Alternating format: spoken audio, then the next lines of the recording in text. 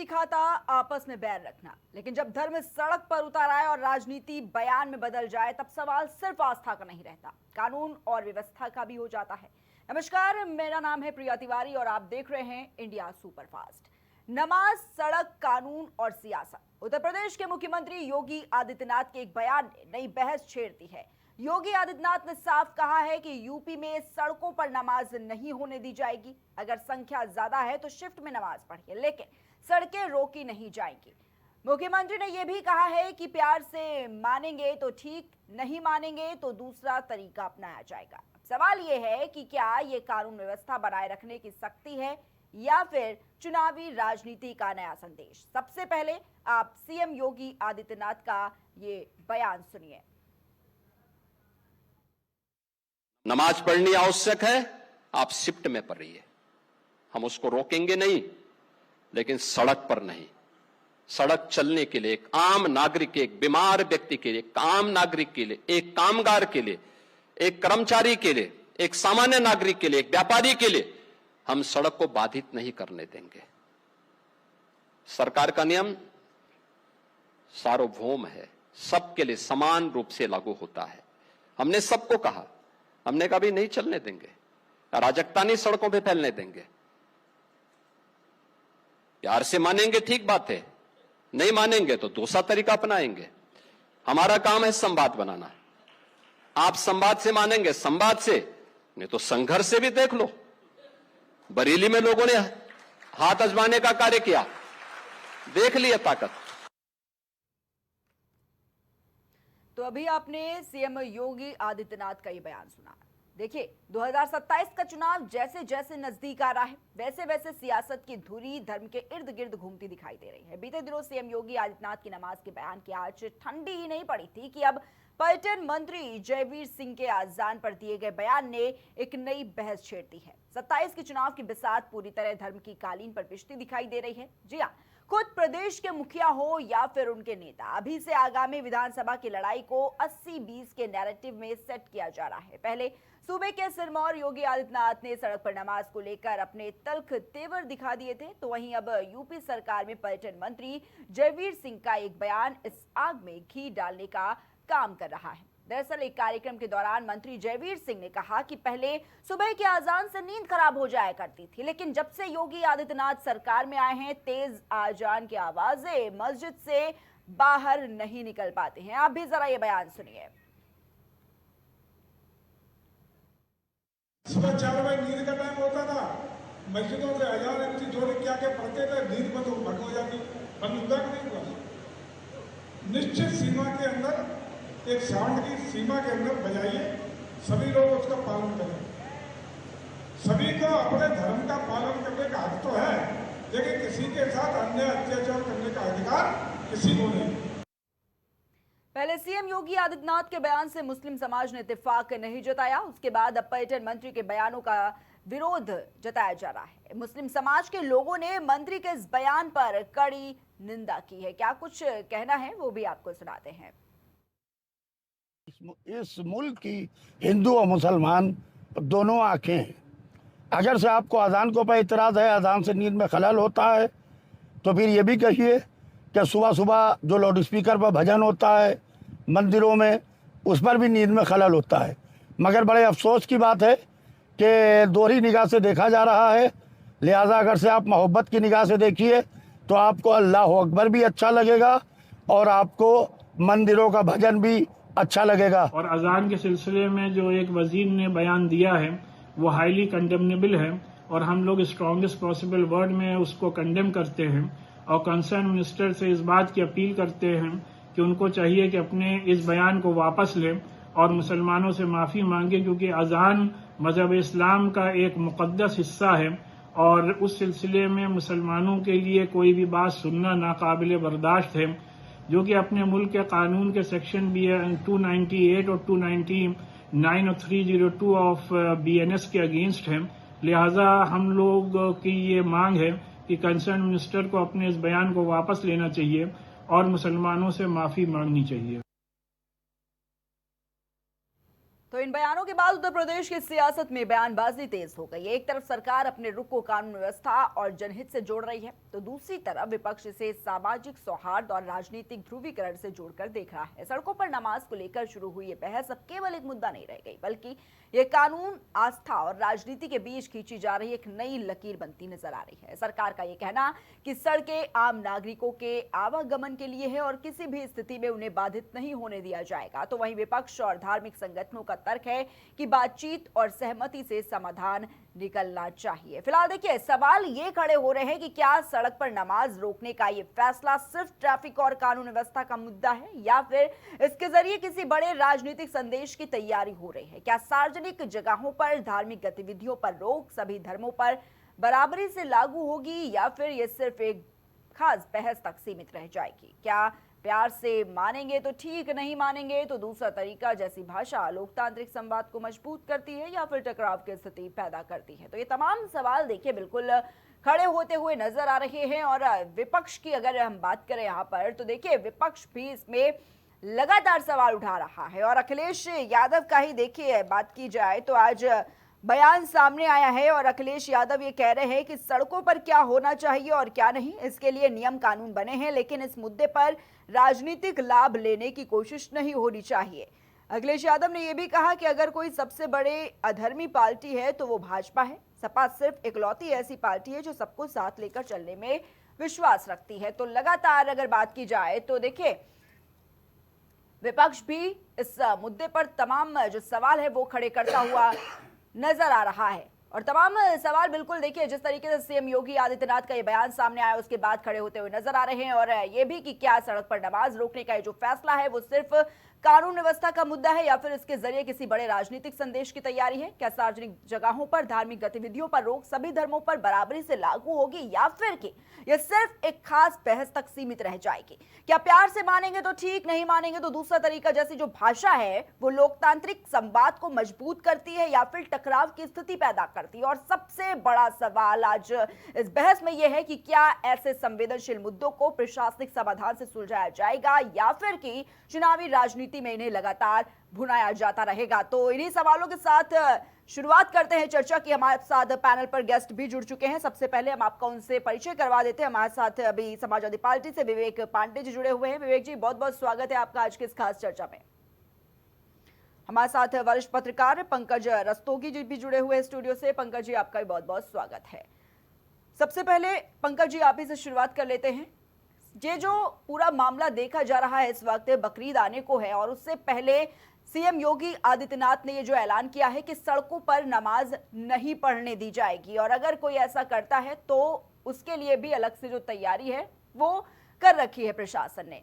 लेकिन देखा जा रहा है कि कैसे थोड़ी बहुत नाराजगी भी अब दिखनी शुरू हो चुकी है। कई ऐसे मुस्लिम समुदाय से लोग भी सामने निकल कर आए हैं जो कह रहे हैं कि ये गलत है। फिलहाल आप किस तरीके से देख रहे हैं, क्योंकि देखिए 27 का चुनाव भी, और ऐसे में कहीं ना कहीं 2027 के चुनाव को भी इसमें जोड़ा जा रहा है कि भाई चुनाव आते ही हिंदू मुस्लिम की जो राजनीति है वो शुरू हो जाती है। पंकज, देखिए सबसे पहले प्रिया जी, हम जो है भारतीय जनता पार्टी के बारे में बृहद विश्लेषण प्रस्तुत करना चाहते हैं कि जैसे सन 1951 में श्यामा प्रसाद मुखर्जी ने भारतीय जनसंघ की स्थापना की, और उसके बाद 6 अप्रैल 1980 को भारतीय जनता पार्टी का गठन हुआ।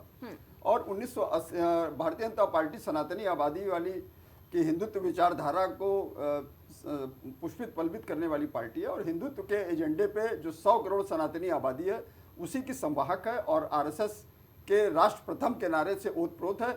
और उसी की कड़ी में देखिए तो 1980 से बीजेपी की 6 अप्रैल 1980 से बीजेपी का जो सफ़र चला, 1980 में 3 सीटें लोकसभा में, 1984 में 2 सीटें, 1989 में 89 सीटें, 1991 में 120 सीटें, 1996 में 161 सीटें, 1998 में 182 सीटें, 1999 में 183 सीटें, 2004 में 189 सीटें, 2009 में 116 सीटें, और 2013 में पूर्ण बहुमत की सरकार भारतीय जनता पार्टी के नरेंद्र मोदी के नेतृत्व में 282 सीटें, और 2019 में 303 सीटें, और 2024 में 240 सीटों के साथ भारतीय जनता पार्टी ने आज देश में सरकार बनाई। और आज राष्ट्र प्रथम के नारे के साथ भारतीय जनता पार्टी की सरकार उत्तर प्रदेश में सहित 22 से 23 राज्यों में आज चल रही है।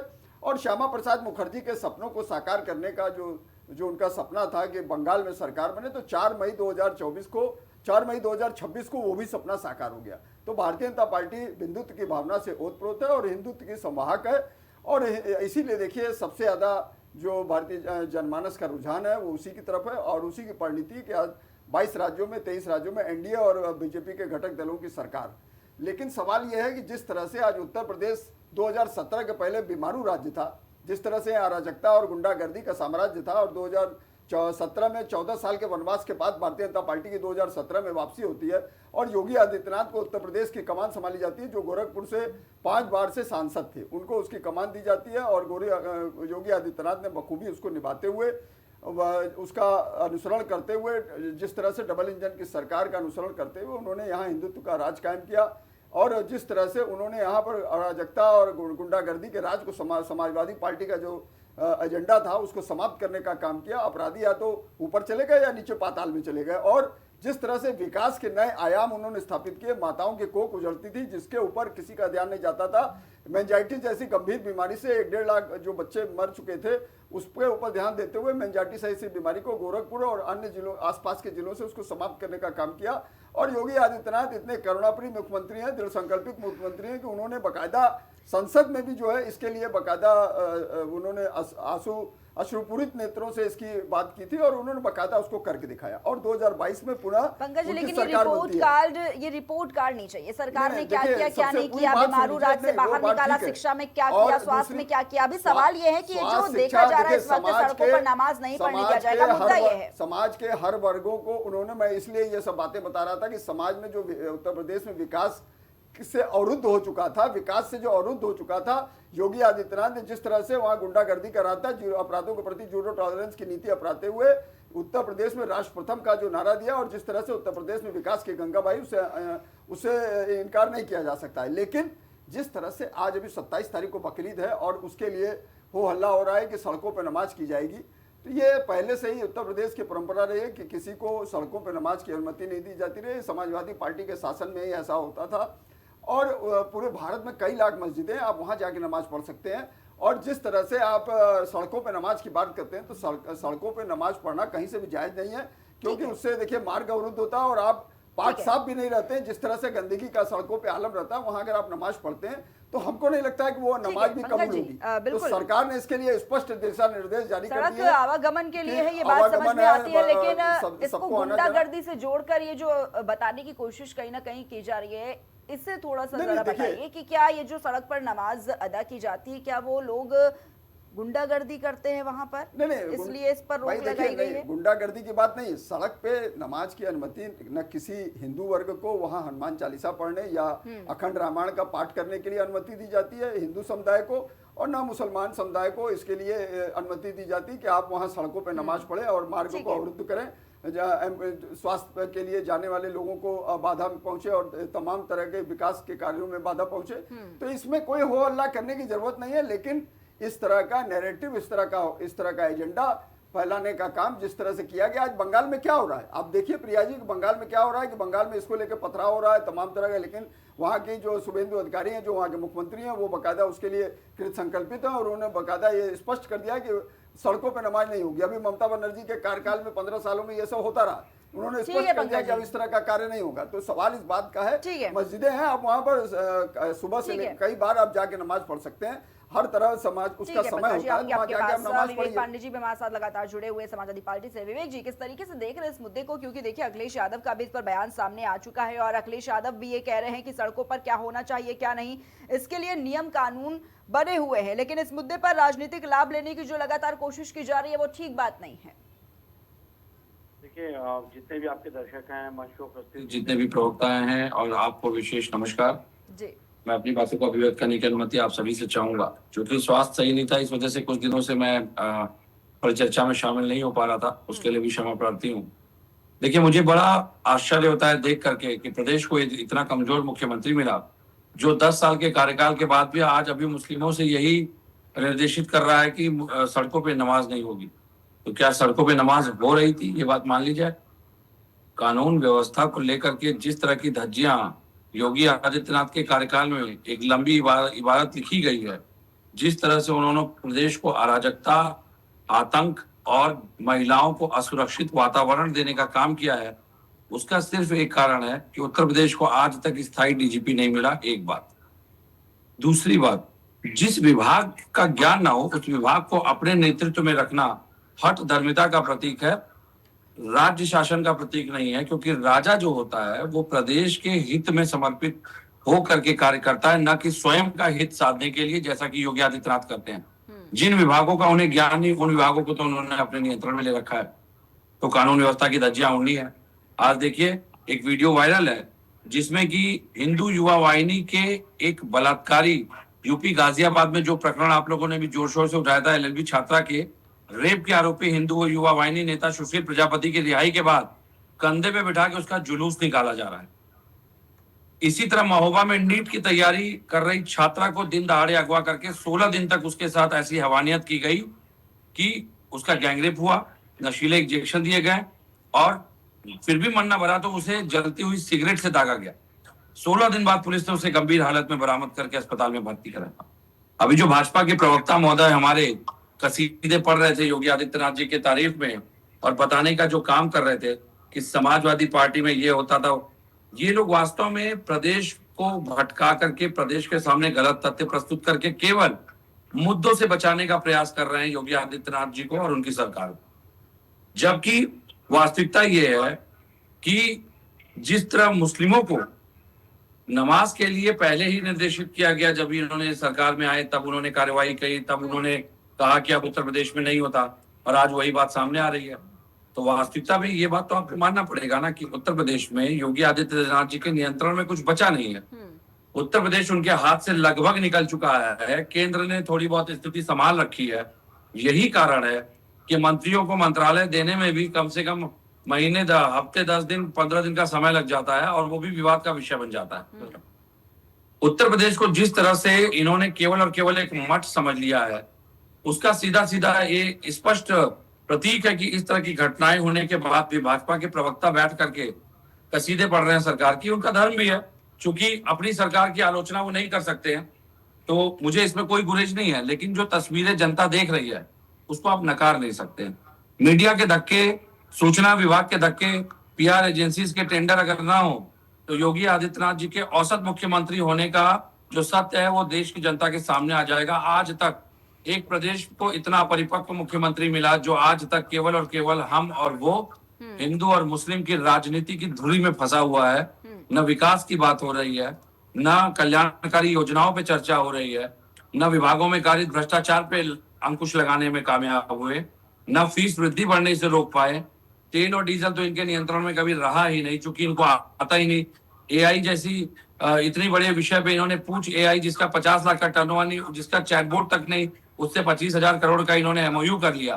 तो जब किसी को ज्ञान ही नहीं है कि प्रदेश का संचालन कैसे करना है, तो उनके प्रवक्ता अगर ये सारी बातें करते हैं मंच पे बैठ के, मुझे अब आश्चर्य नहीं होता। क्योंकि इतने कमजोर मुख्यमंत्री को बचाने के लिए ऐसे दिलेर प्रवक्ताओं का होना भी जरूरी है। समाजवादी पार्टी ने ये मान लिया है कि सबसे बड़ी अगर कोई अधर्मी पार्टी है तो वो बीजेपी है, क्योंकि अखिलेश यादव आज ये बयान देते नजर आए हैं और सीधे तौर पर उसका कारण है, हाँ बोलिए। उसका कारण है, अभी कुछ दिन पहले हरदोई के विधायक भाजपा के कह रहे थे पत्थरों की मूर्तियों को मत पूजो।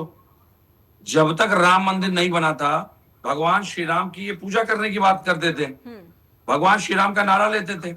अब ये प्रचारित प्रसारित किया जा रहा है कि योगी और मोदी भगवान है, वही देंगे जो कुछ देंगे। तो जब आप भाजपा कैडर बेस्ड पार्टी है, वहां पे कोई भी अनर्गल बयान इस तरह तो देता नहीं, निर्देश दिया जाता है बयानों देने के, उसलिए बयान दिए जाते हैं। तो जब भाजपा के विधायक इस तरह के बयान दे रहे हैं, इसका सीधा सीधा अर्थ है कि ये अपनी महत्वता को बढ़ाने के लिए, अब चूंकि अयोध्या ने नकार दिया, अयोध्या से उद्देश्य असफल हो गया, अब ये काशी मथुरा की बात करते हैं, जल्दी उनको वो भी नकार देगी। क्योंकि मथुरा में जिस तरह से वहां के पारंपरिक रूप से पूजा करने वाले लोगों को, वहां के श्रद्धालुओं को वीवीआईपी दर्शन के नाम पे प्रताड़ित किया जा रहा है, मंदिर में ताले लगा दिए जा रहे हैं, गेट पे ताले लगा के पुजारियों को बाहर कर दिया जा रहा है, तो ये कहीं ना कहीं इनके आतंक का प्रतीक है। ये धर्म को काम आती है, तो धर्म के आड़ में संचय करते हैं क्यों धन का, और धर्म इनके लिए सिर्फ और सिर्फ धन संचय करने का उद्देश्य है। और एक बात मैं आपके मंच पे प्रिया जी बड़ी जिम्मेदारी से कह दूं, हमारे देश के बड़े उद्योगपति जो अडानी जी, अंबानी जी, उनकी आलोचना नहीं होनी चाहिए, क्योंकि वो वास्तव में उद्योगपति हैं, उनके अंदर दूरदर्शिता है। लेकिन वो जानते अखिलेश हैं कि यादव मोदी जो योगी अगर सवाल उठा रहे रहेंगे हैं, इनको नियंत्रित करना ठीक बहुत है। आसान है। ठीक है विवेक जी, लेकिन ये जो सवाल अखिलेश यादव उठा रहे हैं, अब ये कहा जा रहा है कि कहीं ना कहीं तकलीफ हो रही है कि पीडीए बचेगा कि नहीं बचेगा 2027 में, कहीं पीडीए को ना चोट पहुंच जाए, और इसीलिए ये जो तमाम सवाल हैं वो अखिलेश यादव या समाजवादी पार्टी की तरफ से उठाए जा रहे हैं। ये आरोप लगाया जा रहा है भारतीय जनता पार्टी की ओर से। विवेक जी, बकवास करने के लिए इनके पास दिन भर समय है। हाँ, मैं आपको सत्य बता रहा हूँ, भारतीय जनता पार्टी मुद्दों से भागने के लिए कभी विपक्ष का नाम लेती है, कभी बांग्लादेश का नाम लेती है, कभी पाकिस्तान का नाम लेती है, कभी हाउडी ट्रम्प करने चली जाती है, कभी अब की बार ट्रम्प सरकार करने चली जाती है, लेकिन मुद्दों पे नहीं चर्चा करती। मैं आपके मंच पे एक बड़ी बड़ा स्टेटमेंट देता हूँ। देखिएगा, पेट्रोल डीजल का लॉकडाउन आने वाला है, इस बात को समझ लीजिएगा। ये जो रेगुलर लोग गाड़ियां लेके निकल रहे हैं, अब हो सकता है कि एक गाड़ी, जैसे आप वाहन मालिक हैं तो हो सकता है कि आपको हफ्ते में सिर्फ एक बार तेल दिया जाए, आपकी गाड़ी का नंबर फिर उसके अगले हफ्ते आएगा। इस स्थिति में इन्होंने देश को पहुंचा दिया, और हो सकता है बहुत जल्दी इसकी आधिकारिक घोषणा भी हो जाए। ऑयल का लॉकडाउन लगने जा रहा है इस देश में, और ये इन्हीं के कैडर से कहीं ना कहीं से ये सूचना मिलती है, तो हम आपके मंच पे रखते हैं जी। और बड़ी जिम्मेदारी से मैं आपको एक बात ये स्पष्ट रूप से कहना चाहता हूं कि बीजेपी जितना झूठ बोलती है, बीजेपी जिस बात को सबसे मजबूती से रखे, समझिए उसी बात में सबसे बड़ा झूठ छुपा हुआ है। इसीलिए आप इनकी बातों को मानने से बेहतर है स्वयं सत्य का आकलन करिए। इन्होंने देश को किस गर्त की स्थिति में पहुंचा दिया कि पत्रकारों को भी मंच पे धमकाने लगे। नितिन अग्रवाल धमका रहे थे उन्नाव में, आज देखिए नितिन गडकरी धमका रहे हैं, दोनों ही नितिन है। ठीक है विवेक जी, हमारे साथ भारतीय जनता पार्टी से रत्नेश मिश्रा जी भी अब जुड़ चुके हैं। रत्नेश जी, बहुत बहुत स्वागत है आपका, और सवाल भी आप ही से ले लेते हैं। जिस तरीके से देखा जा रहा है कि सीएम योगी आदित्यनाथ ने ये जो आदेश दिया है कि कोई भी जो नमाजी है वो सड़क पर नमाज अदा नहीं करेंगे, इसको लेकर अब देखा जा रहा है तमाम तरह के जो सवाल है वो उठ रहे हैं। एक तरफ अखिलेश यादव भी देखिए इस पर सवाल उठा रहे हैं, और कहा है उन्होंने कि देश में अगर कोई अधर्मी पार्टी है तो वो बीजेपी है, उसके अलावा और कुछ नहीं। किस तरीके से देखते हैं बयानों को? प्रिया जी, आपको, सभी साथी पैनलिस्टों को और देश की जनता को मेरी तरफ से जय श्री राम। देखिए प्रिया जी, सड़कें आवागमन के लिए बनाई जाती थी, कोई नमाज समाज पढ़ने के लिए नहीं बनाई गई है। सबसे पहली और स्पष्ट बात, कोई भी धर्म हो, कोई भी वर्ग हो, कोई भी संप्रदाय हो, कोई भी जाति हो, जिस चीज के लिए जो चीज बनाई गई है उसी के लिए प्रयुक्त किया जाएगा। आप ये कहें कि आप नमाज के नाम पे सड़कें जाम कर दें, आप कोई अन्य धार्मिक आयोजन के नाम पे, जुलूस के नाम पे सड़कें जाम कर दें, तो ये तो भारतीय जनता पार्टी की सरकार में नहीं होगा। हमारा भारतीय जनता पार्टी का और उत्तर प्रदेश में मुख्यतः पूज्य गुरुदेव महंत योगी आदित्यनाथ जी महाराज का बिल्कुल स्पष्ट संदेश है। अगर आपको उत्तर प्रदेश में रहना है तो आपको संवैधानिक दायरे में रहना होगा, आपको विधिक दायरे में रहना होगा। आप किसी जाति धर्म वर्ग विशेष से आते हैं, इसलिए आपको कोई भी विशेषाधिकार पाने का कोई भी अधिकार नहीं प्राप्त है। संवैधानिक तौर पर हम कोई भी विशेषाधिकार आपको नहीं देंगे और ना ही देने वाले हैं। और योगी जी को उत्तर प्रदेश की जनता इसीलिए पसंद करती है क्योंकि वो बड़े स्पष्टवादी नेता हैं। वो घालमेल वाली राजनीति नहीं करते हैं। हमारे यहाँ में कहावत कही जाती है, वो थोड़ी सी कहावत अलग ढंग की नहीं तो मैं उसका प्रयोग भी कर देता, कि वो वाली व्यवस्था नहीं चलती है। और जो अभी हमारे साथी कह रहे थे कि भारतीय जनता पार्टी के एजेंडे में जो चीज, भाई हमारे एजेंडे में जो चीज थी वो हमने करके दिखाई। अनुच्छेद 370 हमारे एजेंडे में था, हटा कि नहीं हटा।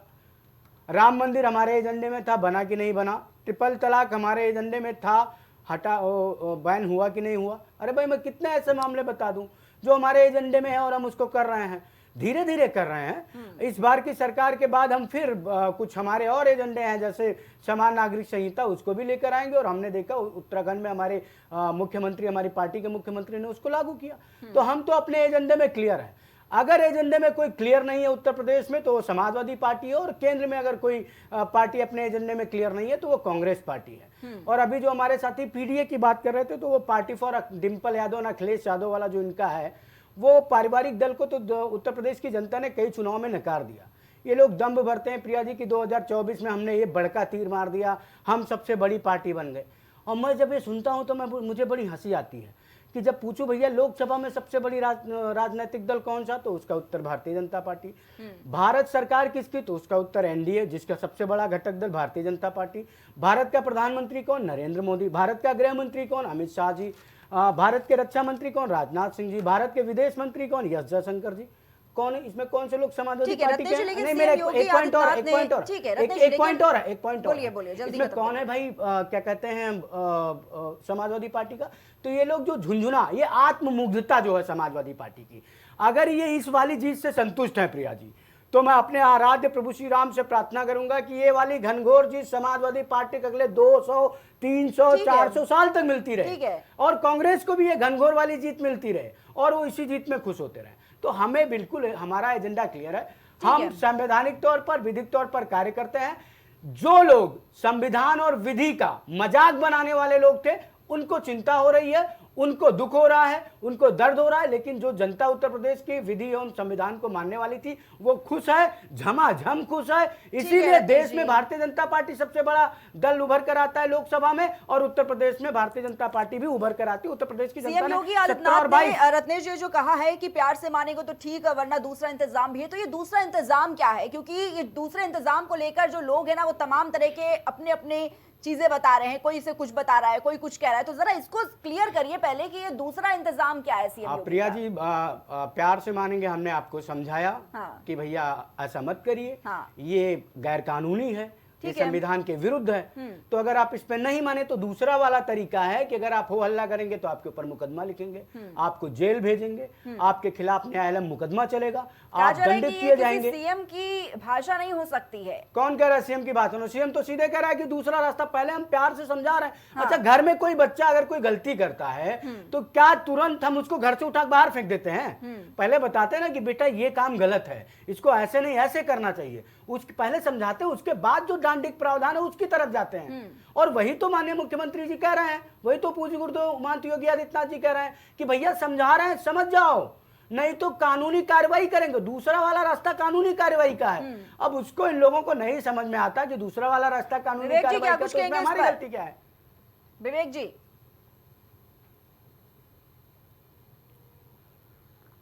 विवेक जी आवाज नहीं आ रही आपकी। अब आ रही है मेरी आवाज? आ रही आवाज मत गायब करिए भैया। देखिए, ऐसा है, अतिशयोक्ति में जरा उत्साहवर्धित है हमारे भाजपा के मित्र, चूंकि अजय सिंह बिष्ट की पार्टी से आते हैं और विपक्ष के पूर्व मुख्यमंत्री और आदरणीय अखिलेश यादव जी का नाम जिस तरह ये ले रहे हैं लगातार मंच पे, मुझे लगता है कि जब तक भाजपा को उसकी भाषा में जवाब न दिया जाए, भाजपा को समझ में नहीं आती कि राजनीतिक संस्कार और शुचिता भी एक बात होती है। तो मैं उम्मीद करूंगा कि अगले टर्न में ये आदरणीय अखिलेश यादव जी का संबोधन जरा सम्मान से करेंगे, पहली बात। दूसरी बात, जिस प्रकार की भाषा इन्होंने कही है, मैंने कहा ना, कोई अतिशयोक्ति, मुझे कोई उससे आश्चर्य नहीं होता। आपराधिक मानसिकता के लोगों की भाषा भी आपराधिक प्रवृत्ति की होती है। और अजय सिंह बिष्ट जी अगर ये बात कह रहे हैं, बतौर मुख्यमंत्री संवैधानिक पद पे रहते, तो उन्हें गुजरात की यात्रा करनी चाहिए, महाराष्ट्र की यात्रा करनी चाहिए, जो वो नहीं करते हैं। शायद हमारे भाजपा के प्रवक्ता जो इतनी बड़ी बड़ी डींगे हाँक रहे हैं बैठ करके, इनको नहीं पता कि गुजरात में जब नवरात्र आती है तो 9 दिन गरबे के पंडाल कैसे लगते हैं, सड़कें चलने के लिए होती हैं। लेकिन चूंकि ये लोग यात्राएं नहीं करते हैं, इन लोगों के लिए पूरा भारत जो है केवल उत्तर प्रदेश की परिधि के अंदर है, इसीलिए इनके अंदर ज्ञान की कमी है। हमारे आदरणीय रस्तोगी जी बैठे हैं, पत्रकार हैं, वरिष्ठ पत्रकार हैं, काफी यात्राएं करते हैं, पूछिए जरा इनसे, गुजरात में जब दुर्गा पंडाल लगते हैं तो कैसे लगते हैं और कैसे भव्यता से दुर्गा जी के सामने गरबा की प्रस्तुति की जाती है। पूछिए जरा, सड़कें केवल चलने के लिए होती हैं? कांवड़ियों के लिए फूल बरसाए जाते हैं, क्या नमाजियों के लिए भी फूल बरसाएंगे आप? मैं तो पूछ रहा हूं, आपने 489 करोड़ रुपए मदरसों के आधुनिकीकरण पे, मस्जिदों की जांच पे खर्च कर दिए, फूंक दिए। मैं तो ये सवाल उठा रहा हूं कि अगर आज भी व्यवस्थाएं नहीं है नमाज अदा करने के लिए, तो सरकार ने इस दिशा में क्या काम किया? गुंडों की भाषा में एक मुख्यमंत्री पद पे बैठ करके आप गुंडों की भाषा अगर इस्तेमाल करेंगे तो आप पद की गरिमा गिरा रहे हैं। विपक्ष को इससे कोई समस्या नहीं है। इन्होंने अभी जो कहा श्री राम जी का नाम लेकर के, इनसे जरा पूछिए ना, अपने विधायक को नोटिस दिया था हरदोई के, जो कह रहा था पत्थर की मूर्तियों को मत पूजो। अयोध्या में भी मूर्ति तो पत्थर की है, उसको तो पत्थर की मूर्ति घोषित कर दी, उसके पहले प्रभु श्री राम थे वो। तो मुझे लगता है कि भाजपाइयों के अंदर, मैंने कहा ना, भाजपाइयों के अंदर सबसे बड़ी बात यह है राजनीतिक अवसरवादिता। अब अयोध्या ने नकार दिया तो मैंने कहा ना, काशी मथुरा की बात करते हैं। काशी मथुरा नकार देगी तो किसी और के मुद्दे पे आ जाएंगे। तो इनको गंभीरता से मत लीजिए। देश का जितना सत्यानाश करना था उससे ज्यादा, जहां इनके कदम जिस धार्मिक स्थल पे पड़ जाते हैं ना नेहा जी, वो धार्मिक स्थल विवादित हो जाता है। तो इनको गंभीरता से लेने की आवश्यकता नहीं। ये सारी जुमलेबाजी चल रही है केवल मुद्दों से बचने के लिए। शिक्षा, चिकित्सा, व्यापार, आप चाहे उद्योग की बात करिए, चाहे बेरोजगारी की बात करिए, इन सारे मुद्दों पे जवाब न देना पड़े, इसीलिए कभी वंदे मातरम आता है, ठीक है ना, छोटा सा कभी नमाज ठीक है, आ जाती रत्नेश जी है, आऊंगी, लेकिन लेकिन छोटा- लेकिन जी, इतने बिल्कुल आती कमजोर हूँ, लेकिन पंकज मुख्यमंत्री जी से, कि 10 जवाब साल देना सुन चाहूंगी। लीजिए, बोलिए। एक कंक्लूड कर रहा हूँ, कंक्लूड कर रहा हूँ, हाँ, पंकज ठीक है, जैसे ठीक है, जवाब एक दे सेकंड, दीजिएगा। विवेक जी को बात कंप्लीट कंक्लूड कर रहा हूँ, बोलिए। इतने कमजोर मुख्यमंत्री जो 10 साल अपनी राजनीति में आज तक हिंदू मुसलमान की धुरी पे अटके हुए हैं, वो प्रदेश का क्या विकास करेंगे नेहा जी? देखिए योगी आदित्यनाथ हिंदुत्व के संवाहक मुख्यमंत्री है और सनातनी आबादी 100 करोड़ की आबादी पूरे भारत में विरासती है और भारत एकमात्र हिंदुत्ववादी राष्ट्र है, इससे इनकार नहीं किया जा सकता है।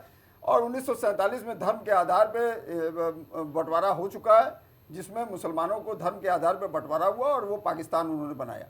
और दूसरी बात है, जिस तरह से समाजवादी पार्टी ने कब्रिस्तान के लिए बाउंड्री वाल बनाने के लिए पैसा खर्च किया, उसी तरह से वो चाहती तो हिंदुओं के शमशान के लिए भी, वहाँ पर कब्र के लिए भी जो बाउंड्री वाल पे पैसा खर्च कर सकती थी, लेकिन वो चूंकि उनके एजेंडे में था, इसलिए समाजवादी पार्टी ने इस तरह का कृत्य नहीं किया। और जिस तरह से डिम्पल यादव के लिए जो है, जिस तरह से अभद्र टिप्पणी मुस्लिम समुदाय के लोग करते हैं, उनके साजिद फरीदी, उसके ऊपर अखिलेश यादव कोई टिप्पणी नहीं करते। भारतीय जनता पार्टी ही उनका सम्मान करती है, महिलाओं का, तो वो बोलती है। और दूसरी बात, अगर देखिए यहाँ पर कानून का राज है, सड़कों पे नमाज की अनुमति किसी को नहीं है। किसी धर्म संप्रदाय को सड़कों को अवरुद्ध करने का, वहाँ पर कोई धार्मिक अनुष्ठान करने की अनुमति नहीं है। और जहाँ जहाँ भी होते हैं तो वो बाकायदा वहाँ या तो मैदानों में होते हैं या तो सड़क पे, कहीं भी इस तरह की अनुमति न है न होती है। तो इसलिए इस तरह की बात करना, उसमें हो हल्ला करना और इस तरह का कृत्य करना, तो ये चीज कहीं से भी जायज नहीं है। अगर ठीक है पंकज जी, लेकिन ये कहा जा रहा है ना कि फिर कावड़ियों पर इस तरीके से पुष्प वर्षा भी नहीं करनी चाहिए, फिर तो कावड़ियों का भी रास्ता नहीं देना चाहिए। भारत हिंदुत्ववादी देश है, अगर कावड़िया नहीं, देखिए एक बात समझ लीजिए, नहीं अगर नहीं प्लीज नहीं, एक बात समझ लीजिए, हिंदुत्ववादी देश है, हिंदुत्ववादी देश है, और यहाँ पर जिस तरह से सवाल नहीं, जिस तरह से अगर हिंदुत्ववादी देश है और वहाँ कावड़ियों का सम्मान नहीं होगा तो किसका सम्मान होगा? और जिस तरह से कांवड़ यात्रा निकलती है तो उस पर नाम बदल के, एक मिनट, नाम बदल के जिस तरह से वो लोग तमाम तरह के काउंटर लगाते हैं, उसमें नाम कुछ और रखते हैं और उनका धर्म भ्रष्ट करने का काम करते हैं, तो ये भी हमारा समुदाय, हिंदू समुदाय ने देखा। और दूसरी बात, योगी आदित्यनाथ तो तल के टिप्पणी के लिए सीधे सीधे कहे जाते हैं। देखिए मुहर्रम कई वर्षों बाद, लेकिन सबका सम्मान करिए ना। सुन लीजिए, मुहर्रम शुरू हुआ, उस समय योगी आदित्यनाथ बनारस में थे और उन्होंने पहले ही कहा था कि मुहर्रम के जो ताजिए हैं उसको ज्यादा लंबाई में मत निकालिए, अगर कोई हादसा होगा उसके आप जिम्मेदार होंगे। और जौनपुर में यही हादसा होता है, करंट लगने से 2 मुस्लिमों की डेथ हो जाती है। तो योगी आदित्यनाथ ने उसी समय ये बयान जारी किया कि डंडे के लातों के भूत डंडों से, लातों के भूत बातों से नहीं मानते। तो ये बात उन्होंने कही, तो ये योगी आदित्यनाथ का एक परचम है कि वो इस तरह की बात करते हैं। और हिंदुओं के लिए भी उन्होंने साफ साफ कहा कि बटोगे तो कटोगे। तो सवाल ये है, वो संदेश देने का काम अगर करते हैं तो उसमें हिंदुत्व समुदाय को, तो उसमें क्या बुराई है? भारत में 100 करोड़ आबादी, 100 करोड़ से अधिक आबादी हिंदुत्व समुदाय की है। तो भारत में अगर इस तरह का है तो सीधी सी बात है, ज्यादा कम होने से हिंदू राष्ट्र तो नहीं बन जाएगा ना। हिंदू राष्ट्र का सीधी सी बात है, जब आपका धर्म के आधार पर बंटवारा हो चुका है, वो तो ठीक है कि हमारे लोगों ने आपको रखा, फिर क्या ये माना जाए कि इस देश में जो भी सरकारी योजनाएं होंगी वो सिर्फ हिंदुओं के लिए होगी, मुसलमानों के लिए नहीं होगी? देखिए एक बात समझिए, कांग्रेस, देखिए एक बात समझ लीजिए प्रिया जी, एक बात को तय समझ लीजिए, 2014 से जब से डबल इंजन की सरकार नरेंद्र मोदी की बनी है, उन्होंने जितनी योजना, उज्ज्वला योजना हो चाहे शौचालय हो, जितने नहीं, सुन लीजिए, जितनी यात्रा निकलती है जितनी योजनाएं, सुन लीजिए, सड़क से गुजरेगी ना। जितनी योजनाएं बनी है उसमें हिंदू मुस्लिम बिना किसी के भेदभाव के सबको देने का काम किया है और बकायदा सबका साथ सबका विकास के तहत सबको देने का काम किया, उसमें कोई पार्शियलिटी नहीं किया है। लेकिन भले वो वोट दे मुस्लिम वर्ग के लोग चाहे न दे, लेकिन हमेशा से उनके साथ समाजवादी पार्टी हमेशा से खड़ी दिखाई। उसके बाद जवाब लूंगी विवेक जी से, बोलिए रत्नेश जी। देखिए मैंने बड़ी शांति से सुना, आशा करता हूँ मुझे भी शांति सुना जाएगा। देखिए आपने कहा कि क्या हिंदुओं की जनसंख्या ज्यादा हो जाने से भारत हिंदू राष्ट्र हो जाएगा, तो भारत हिंदू राष्ट्र था, है और रहेगा, क्योंकि भारत की पूरी प्रणाली हिंदुइज्म और सनातन से चलती है। तो क्या कहते हैं, सांस्कृतिक तौर पे हम हिंदू राष्ट्र हैं और आगे भी रहेंगे, उसको कोई मिटा नहीं सकता। हम हजारों साल पुराना हिंदू राष्ट्र है, उसमें हमें कोई चिंता नहीं है, ना कोई मुगल मिटा पाया, ना उनके बाप दादा मिटा पाए। तो ये जो चुटपुटियां हैं, इनकी हिम्मत नहीं है, इनकी औकात नहीं कि हमारे हिंदू राष्ट्र को मिटा सकेंगे। दूसरी बात, दुर्गा पूजा और कांवड़िया जो है वो भारतीय जनता पार्टी की प्राथमिकता, हम उस पर काम करते हैं, हम कहते हैं कि हमारे लिए वो प्राथमिकता पे है। नमाजी और जिहादी सपा की प्राथमिकता वो उनके लिए काम करते हैं, हमें इसमें कोई दिक्कत नहीं है। ये तो जनता डिसाइड करती है ना कि किसकी प्राथमिकता को वो प्राथमिकता दे रही है। और अभी कह रहे थे कि 10 साल में क्या हुआ योगी जी के, तो भैया माफिया साहब, अपराध खल्लास, माफिया पोषित पार्टी चुनाव में हताश, पापा के स्वर्गवासी होते हुए भैया सत्ता पाने को हुए बदहवास। ये हुआ 10 साल में। पिताजी के नाम पे चुनाव लड़ा गया था, तब तो मुख्यमंत्री बन लिया चटक के। उसके बाद कोई चुनाव जीत पाए हो तो बताइए। उसके बाद जनता ने लगातार दर चुनाव ले पटका ले पटका ले पटका। 17 में आओगे, चलो निपटा दिया, 75 के अंदर। 19 में आए, चलो निपटा दिया। उसके बाद 22 में आए, चलो निपटा दिया। फिर 24 में आए, थोड़ा सा ऑक्सीजन दे दिया कि कहीं ऐसा ना हो कि ये गायब ही हो जाए। तो ये भारत की जनता है, बड़ी बुद्धिमान है, बहुत ही चालाक है, चतुर चालाक उत्तर प्रदेश की जनता।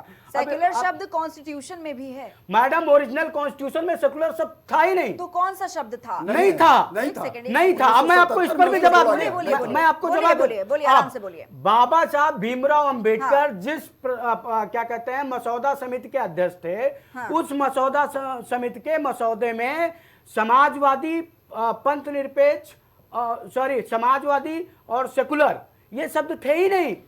तो इनको तो बाद में जो कब जो अरे सुनिए तो मैडम, कब जोड़ा गया जब देश में इमरजेंसी लगी हुई थी। प्रिया जी सुनिए तो, अरे मैं जवाब दे रहा हूं। जो मूल संविधान जिसको 26 नवंबर 1949 को हमारी संविधान सभा ने अंगीकृत, अधिनियमित और आत्मर्पित किया था, ठीक है, उसमें पंथ निरपेक्ष यानी सेकुलर और समाजवादी यानी सोशलिस्ट ये शब्द नहीं थे। ये शब्द जब शामिल किए गए 44वें संविधान संशोधन के द्वारा, उस समय देश में आपातकाल लगा था और आपातकाल में तो संसद कार्य ही नहीं करती है। तो बिना संसद के आपने जबरदस्ती विपक्ष के सभी नेताओं को जेल भेज के आपने इंसल्ट कर दिया।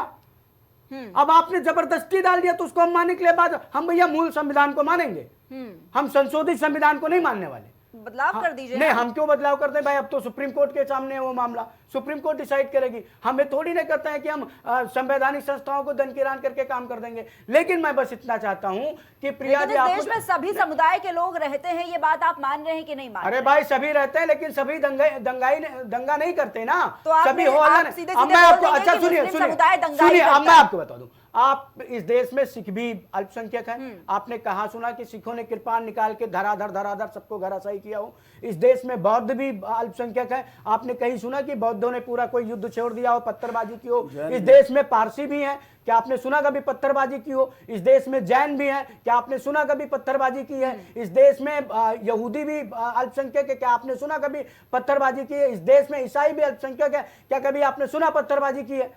अल्पसंख्यक का मतलब कोई मुसलमान थोड़ी ना होता है भाई। और आप कहीं भी पत्थर चलेगा तो उसमें मोहम्मद सरफराज, मोहम्मद फैयाज, मोहम्मद फलाना, मोहम्मद धिकाना यही शामिल होते हैं। आपने कभी किसी सिख को सुना कि वो पत्थरबाजी कर रहा है? ऐसे तो रत्नेश जी फिर अवैध घुसपैठिए बनाकर इनको भी भेज देना चाहिए। किसको? मुसलमानों को। अगर आप अरे भाई हम अवैध घुसपैठिए क्यों बना दें? आप देश के नागरिक का कानून नहीं मानेंगे, कानून अपना काम करेगा।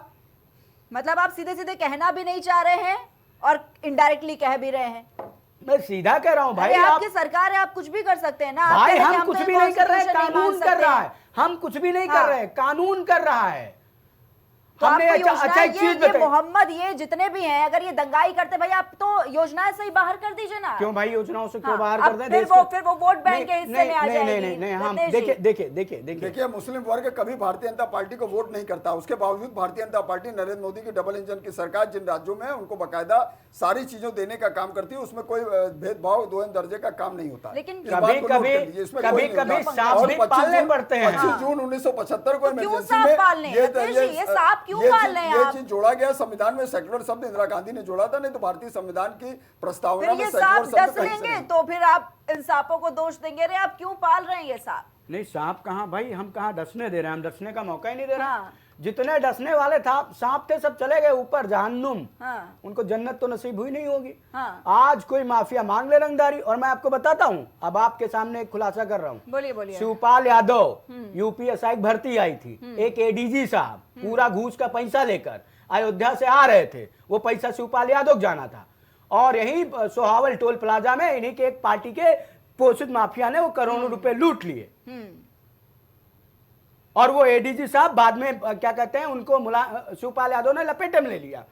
एडीजी साहब ने कहा आप ही की पार्टी का विधायक है, आप ही का पोषित माफिया, उसने छीन लिया तो हम क्या करें? अब बताइए। और ये लोग कानून व्यवस्था की बात करते हैं। एसपी मुकुल द्विवेदी याद है आपको? नाम सुना आपने? जवाहर यादव ने दिन दहाड़े मथुरम मार दिया था। डीएसपी जियाउल हक का नाम सुना आपने? दिन दहाड़े मार दिए गए थे। इंस्पेक्टर संतोष यादव का नाम सुना आपने? दिन दहाड़े मार दिया गया था। और तो और बताओ, हमारे यहाँ गोंडा में अब तो इनकी पार्टी के नेता थे, बड़े भाई जनता के नेता थे, स्वर्गीय विनोद कुमार सिंह और पंडित सिंह, लेकिन उन्होंने भी सीएमओ को रात में किडनैप करा लो। क्यों किडनैप करा लिया मैं आपको बताता हूँ।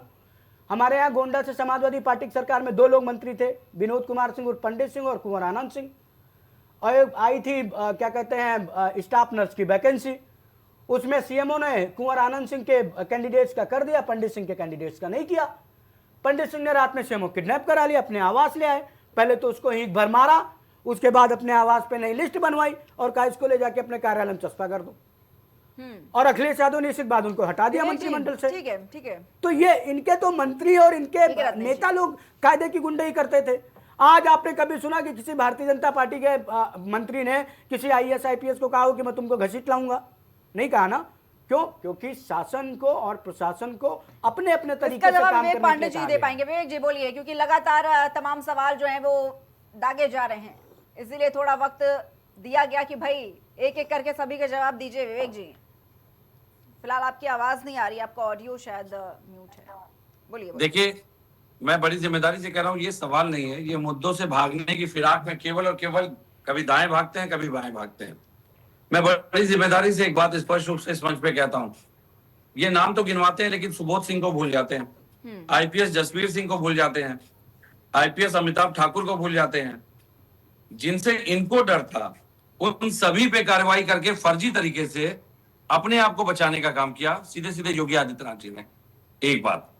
दूसरी बात, सवाल मेरा अभी भी वही है, 10 साल के बाद भी आप कह रहे हैं कि सड़क पे नमाज नहीं होगी, मतलब सड़क पे नमाज होती है, ये मानते हैं क्या? योगी आदित्यनाथ जी के 10 साल के कार्यकाल के बाद भी सड़क पे नमाज होती है क्या? इस बात का जवाब आपको लेना चाहिए। अगर नहीं होती तो ऐसे निर्देश क्यों देने पड़ रहे हैं? बरेली में एक घटना हुई थी, आपको याद होगा, जब कांवड़ियों पे लाठीचार्ज हुई तो उस कप्तान को वहां से ट्रांसफर कर दिया गया जो कि पिछड़े समाज से आते हैं। लेकिन उसका कारण क्या था ये कभी ये इन्होंने स्पष्ट नहीं किया, जबकि पुलिस के रिपोर्ट में उसका कारण स्पष्ट है। बात यह है कि किसी भी धार्मिक कार्यक्रम को, चाहे वो हिंदू हो, मुस्लिम हो, सिख, ईसाई, किसी भी धार्मिक कार्यक्रम, उत्तर प्रदेश में ध्रुवीकरण के लिए केवल हिंदू मुस्लिम क्यों होता है भाई? मेरा तो सीधा सीधा कहना है, जब यात्राएं निकलेंगी, अगर सड़क चलने के लिए होती है तो प्रिया जी बताइए वहां पे राजनीतिक रैलियों के मंच क्यों लगते हैं भाई? राजनीतिक रैलियां क्यों निकलती हैं? उस पर भी प्रतिबंध लगाइए, हम आपका सहयोग करते हैं, करिए निर्देश जारी। तो देखिए, जहां पे लाभ होता है इन्हें, वहां पे कोई प्रतिबंध नहीं होता है। प्रतिबंध वही होता है जहां पे इनको ध्रुवीकरण करना होता है। और यही कारण है कि 10 साल बाद भी इनको निर्देश देने पड़ रहे हैं, जबकि ऐसी कोई व्यवस्था मुझे नहीं दिखाई दी कि सड़क पे अगर, या तो ये बोले कि सड़क पे नमाज होती है, और या तो ये कहें कि कानून व्यवस्था, एक तरफ तो कहते हैं कानून व्यवस्था इतनी अच्छी कि सड़क पे नमाज नहीं होती। अब ये अपनी बातों में फंस गए, और ये अब इनको जवाब देना चाहिए कि अगर सड़क पे नमाज होती है तो आपकी कानून व्यवस्था ध्वस्त है, और अगर नहीं होती तो ऐसे निर्देश देकर के आप करना क्या चाहते हैं? सीधी सीधी बात यह है कि 10 साल के बाद भी योगी आदित्यनाथ जी ना हिंदू मुस्लिम की धुरी से बाहर निकल पाए, ना हम वो की राजनीति से ऊपर उठ पाए।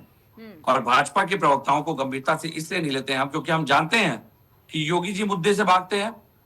मंच पे मीडिया के सामने मुद्दों पे कभी उन्होंने न चर्चा करी, ना कभी जवाब दिया, ना किसी विषय पे उन्होंने बात करी, केवल आत्ममुग्धता से प्रेरित होकर कालखंड में चले जाएंगे। अभी इन्होंने बहुत अच्छी बात कही थी, मैं नहीं लाना चाह रहा था इस बात को, चूंकि व्यक्तिगत मैं नहीं होना चाह, लेकिन अजय सिंह बिष्ट को जो गद्दी मिली है ना, चाचा की कृपा से मिली है, ना कि अपनी योग्यता के आधार पे।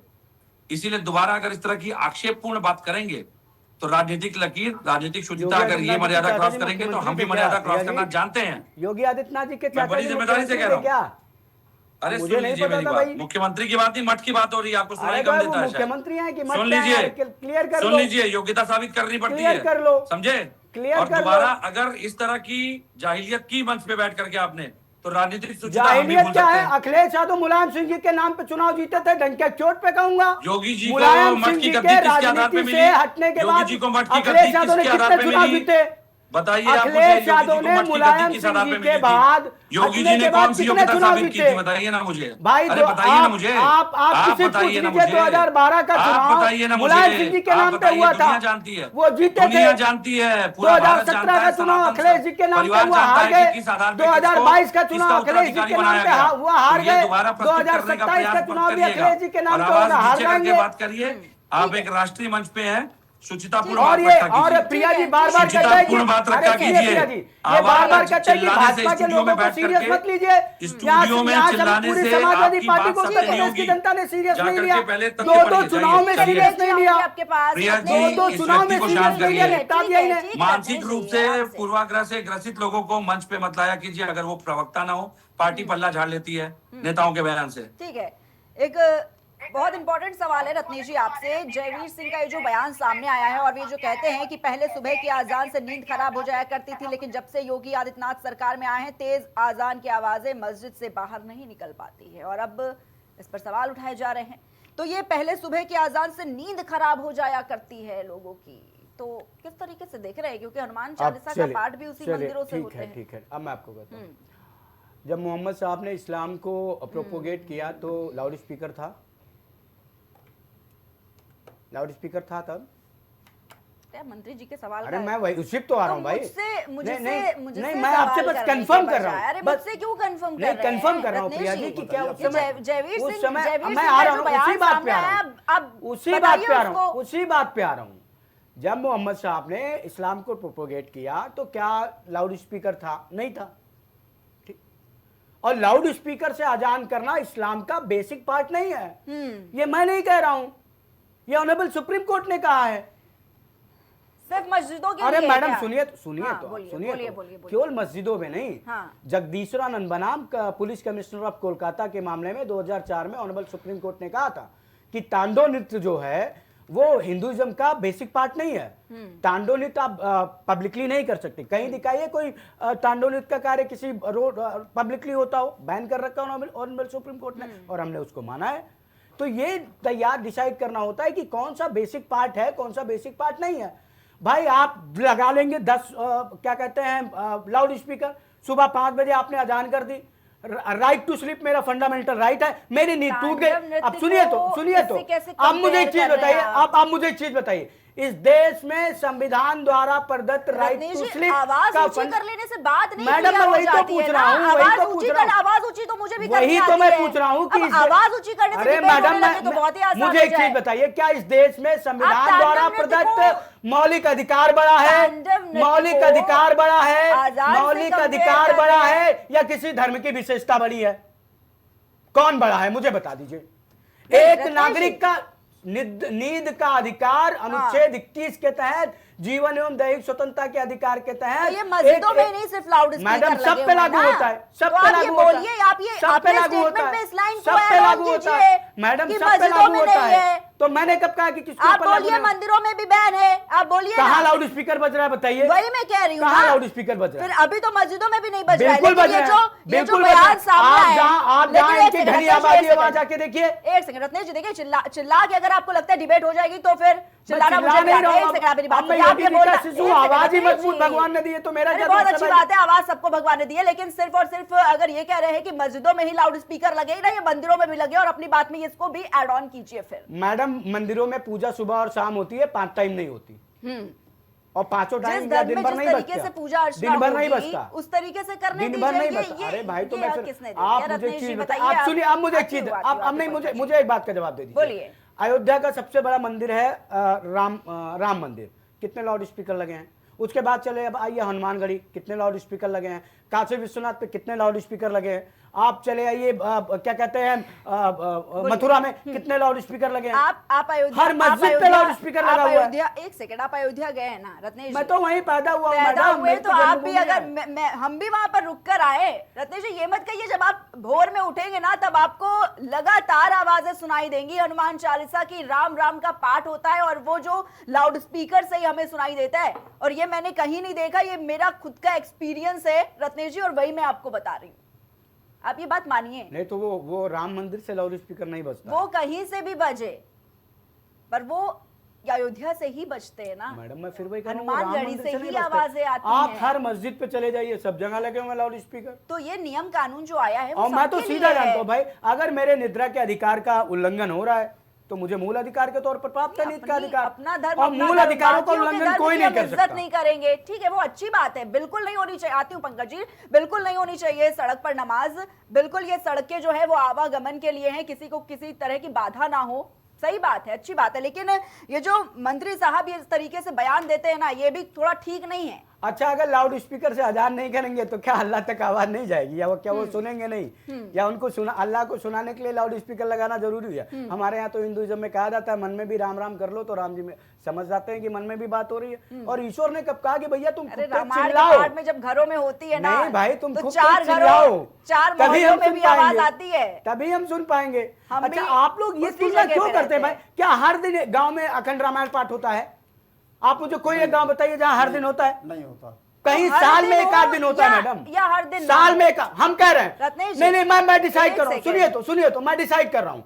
9 दिन नवरात्रि होती है ना, 9 दिन उसका आप मतलब अजान करिए लगा यानी के, कि एक दिन अजान 9 दिन आप अजान करिए लगा ये के, भी क्लियर कर दीजिए नहीं 9 रत्नेश जी। दिन भाई, रोज करना हाँ, और तो- एक दिन होना तो अलग अलग चीजें हैं। हाँ, यानी कि आप एक दिन नमाज पढ़िए। हाँ आप- भैया, एक ठीक दिन है, लगा के बकरीद करिए में ना, हम अगर सह सड़क पर- लेंगे, ठीक है हम सह रत्नेश जी, लेंगे। ठीक है रत्नेश जी, अगर बकरीद वाले दिन वो कह रहे हैं कि हम सड़क पर पढ़ेंगे, बाकी दिन नहीं नमाज अदा करेंगे सड़कों पर, तो वो ठीक है। नहीं, इसकी अनुमति सड़क पे नहीं है। हम कहते हैं कि हम क्या कहते हैं, होली क्या कहते हैं, हाँ। दिवाली वाले दिन पूरी सड़क पे पटाखा फोड़ेंगे। पूरी सड़क पे वो कहाँ कह रहे हैं, ठीक है, लेकिन ठीक है पंकज जी बोलिए, आती हूँ फिर आपके देखिए, मेन चीज ये समझ लीजिए कि इसकी अनुमति, सड़कों पे नमाज की अनुमति जब से 2017 से सरकार भारतीय जनता पार्टी की डबल इंजन की बनी है, तब से किसी को भी अनुमति नहीं है और किसी तरह के धार्मिक आयोजन की भी अनुमति नहीं है। इससे इनकार नहीं किया जा सकता। और सबसे बड़ी बात है, मस्जिदों से अगर लाउड स्पीकर उतारे गए तो मंदिरों से भी जो थे उसको उतारे गए, और उसमें एक नियम तय कर दिया गया कि आप 55 डिसमिल से ज्यादा आवाज नहीं निकाल सकते। पहले 100 डिसमिल से ऊपर 120 डिसमिल में ये अजान की नमाज होती थी, तो उसको सरकार ने प्रतिबंधित किया और ये हुआ कि 55 डिसमिल जो एक सामान्य होता है उससे ज्यादा आप नहीं कर सकते हैं। इसीलिए इस तरह की व्यवस्था दी गई और वो व्यवस्था लागू है। अब सवाल ये है कि इस पे हो अल्लाह करना नहीं, हम अराजकता फैलाने के लिए कि हम सड़क पे नमाज पढ़ेंगे, इसकी अनुमति कहीं से कोई नहीं देता न, या कोई आपके हमारा संविधान देता है। लेकिन एक चूंकि समाजवादी पार्टी की तुष्टिकरण की राजनीति है, इसीलिए वो इस तरह की बात करती है। उसका वो वोट बैंक है। 2012 से 17 में हमने देखा है कि किस तरह से एम्प्लॉय फैक्टर के तहत जिस तरह से सरकार समाजवादी पार्टी ने चलाई कि 75 में से 68 जिलों में जो है यादव बीएसए होते थे और ज्यादातर थानों पे जो है ठीक है ज्यादातर पंकज यादव जी, की नियुक्ति मेरे होती पास थी। इस समय तरह कम की है और नियुक्ति रत्नेश जी थी। से मेरा एक तो इसलिए इस लास्ट तरह की सवाल बात है। करना, नमाज की ठीक है, अनुमति सड़कों पे ठीक अगर है योगी पंकज जी, ठीक आदित्यनाथ है नहीं दे रहे तो रत्नेश बिल्कुल जायज है। मुस्लिम समुदाय के लोग ये कह रहे हैं कि ठीक है आपने नमाज नहीं पढ़ने दी, ठीक है हम सहमत हो गए हैं, लेकिन क्या हमारे लिए कोई और जगह अलॉट करेंगे, क्योंकि जो मस्जिद है उनमें इतनी जगह नहीं होती है कि वो नमाज पढ़े। हालांकि शिफ्ट की बात सीएम योगी कह रहे हैं, लेकिन वो जगह अलॉट करने की बात कह रहे हैं, तो क्या सहमत है? इसको तो माननीय मुख्यमंत्री जी ने कहा कई शिफ्ट में पढ़ लो भाई, ये जरूरी है कि एक साथ पढ़ो, शिफ्ट में कर लो, पहले 50 लोग चले जाए, फिर 50 लोग चले जाए, फिर 50 लोग और मैं चले जाए। थोड़ा सा चाहूंगी जहाँ कि पर बहुत बस ज्यादा एक एक लाइन में जवाब दे दीजिए, क्योंकि ये सवाल काफी इंपॉर्टेंट हो जाता है। 27 के चुनाव को लेकर ये हिंदू मुस्लिम की राजनीति शुरू हो जाती है और इस तरीके से बयानबाजियां हो रही है, ये तमाम सवाल उठ रहे हैं, आप क्या कहेंगे इस पर रत्नेश जी? बिल्कुल नहीं, हम 27 के हाँ। चुनाव, हम तो हर भारतीय जनता पार्टी और उसके नेता हाँ। वो 5 साल चुनाव लड़ते हैं, हाँ। क्योंकि हम जमीन पे होते हैं। हाँ। हम 5 साल तक जमीन पे समझ रहे होते हैं कि जनता चाह क्या रही है। अगले चुनाव में हम उन्हीं मुद्दों के साथ वापस आते हैं। हम तो भारतीय जनता पार्टी ट्विटर और फेसबुक पे चुनाव नहीं लड़ती। भारतीय जनता पार्टी उस पन्ने पे भी चुनाव लड़ती है जहां 60-65 लोगों का नाम होता है। प्रिया जी, हमने वहां पन्ना प्रमुख बना रखा है, उसकी जिम्मेदारी होती है। और मैं इसका सबसे बड़ा उदाहरण दे दूं आपको, संविधान सभी धर्म को मानता है, लेकिन सरकार कह रही है कि ये हिंदू राष्ट्र बनाने की बात एक तरफ लगातार कर रही, तो ये संविधान से अलग जाकर अपने सरकार के अलग नियम बना लेंगे क्या? देखिए, संवैधानिक तौर पे तो हम हिंदू राष्ट्र नहीं है, लेकिन सांस्कृतिक तौर पे हम हिंदू राष्ट्र हैं। संविधान तो सभी धर्मों को मानता है। मैं वही तो कह रहा हूँ, संवैधानिक तौर पर हम भले तो भाजपा जो कह रही है कि हम हिंदू राष्ट्र है, ये हिंदुओं की आबादी इतनी ज्यादा है इसलिए वो खुद ही हो जाता है, तो ये बताइए जरा सा, तो क्या संविधान से ऊपर हो गई बीजेपी? संवैधानिक तौर पे हम हिंदू राष्ट्र नहीं है, लेकिन सांस्कृतिक तौर पे हम हिंदू राष्ट्र थे, हैं और आगे भी रहेंगे। तो सांस्कृतिक तौर पर या संवैधानिक तौर पर आप किसको फिर ऊंचा मानेंगे? मैं तो ये मानता हूँ कि सांस्कृतिक तौर पर जनता सबसे ज्यादा एक्सेप्ट करती है। संविधान को फिर नहीं मान रहे? नहीं, संविधान भी जनता से ऊपर नहीं है। तो संविधान प्रस्तावना में तो भगवान राम है। हाँ, संविधान के खिलाफ हो जाएगा ना? संविधान का मूल जो देखेंगी ना, तो उसमें तो प्रभु श्री राम संविधान से चलता है, की फोटो है, उसमें हनुमान जी की फोटो है, उसमें ब्रह्मा जी की फोटो है, उसमें मनु जी की फोटो है ना। देश संविधान से चलता है, ना कि किसी पार्टी से। उस संविधान को पावर हम ही दे रहे हैं, we the people of India. पहला शब्द we the people of India, और we the people of India कर रहा है we are Hindu nation according to the culture. हम सांस्कृतिक तौर पर हिंदू राष्ट्र हैं, ये we the people of India, हम भारत के लोग ही तो कहते हैं। हम जिस संविधान को ताकत देते हैं, संविधान ताकत प्राप्त करता है भारत के लोगों से, और भारत के लोग कहते हैं कि हम सांस्कृतिक तौर पर हिंदू राष्ट्र हैं। ठीक है विवेक जी, फाइनल सवाल का एक लास्ट जवाब दे दीजिए। ये जो सवाल उठ रहे हैं, पीडीए को चोट पहुंचने का डर है सपा को, इसीलिए तमाम तरह की बयानबाजी हो रही है, इसको जरा सा क्लियर कर दीजिए विवेक जी, बोलिए। नहीं, बयानबाजी तो देखिए भाजपा की तरफ से हो रही है। बिल्कुल, समाजवादी पार्टी बोलिए। तो इन मुद्दों पे सवाल ही नहीं उठा रही है। एक बात। दूसरी बात, शाश्वत है सनातन। क्रिप्टो हिंदू हो सकता है, लेकिन सनातन कभी क्रिप्टो नहीं होता, न सनातन का प्रारूप बदला जा सकता है। ये राष्ट्र जो था, ये सनातनी राष्ट्र था और सनातन के रूप में ही इसे जाना जाता है। हिंदू पद्धति अपनाने वाले जो हैं, हिंदू जीवन पद्धति से प्रेरित लोग हिंदू कहे जा सकते हैं, लेकिन सनातनी वही होगा जो धर्म के, वेद के, पुराण के नियमों से, चारों वेदों के नियमों से पूरी तरह से उपग्रहित होगा।